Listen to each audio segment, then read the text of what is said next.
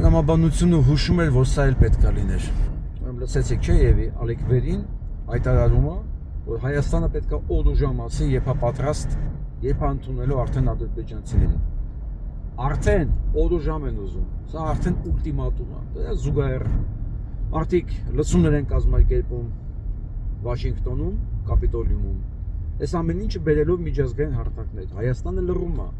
Գիտեք ինչ է նշանակում Հայաստանի լռությունը։ Ոչ թե արհամարանքը, այլ ինքը օրինականացնում է այն պահանջները, այն ինչ որ Ադրբեջանը ունի։ Բայց ներքին լսարանի համար, ով դրա մասին խոսում է, իրանք հաչում են այդ ուղղությամբ, ոչ թե Ադրբեջանի, որ պահանջներ ունի, հասել է Վաշինգտոն, հայտարարում է, որ պետք է օդուժամ ասի, արդեն ոչ թե իրավունքն է քննարկվում, արդեն իրավունքը չի քննարկվում է իրանց գալու, արդեն իրանց հաջորդ էտապն է հետաքրքիր, որ օդուժամ պետք է ասի Հայաստանը, երբ է ընդունելու այդ ադրբեջանցիներին։ Ես հասկանում եմ, որ հիմա այդ Նիկոլի Նախիրելի թափվելու է վիդեոյի տակը,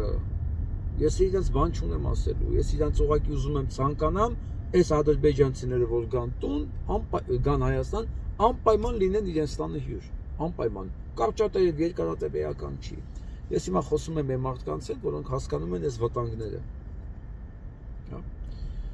Հասել ենք այնտեղ, հաջորդը գիտեք որն է լինելու, լռությունը շարունակվելու է, ու ադրբեջանցիները մեքենաներով, շարաշունով գալու են կանգնեն սահմանի վրա ու պահանջեն, որ բացի։ Ու էլի լռություն է լինելու, որ արդյունքում լինելու է ուղղակի ձևակերպում, դե մարդիկ իրանց երկիր են գալիս։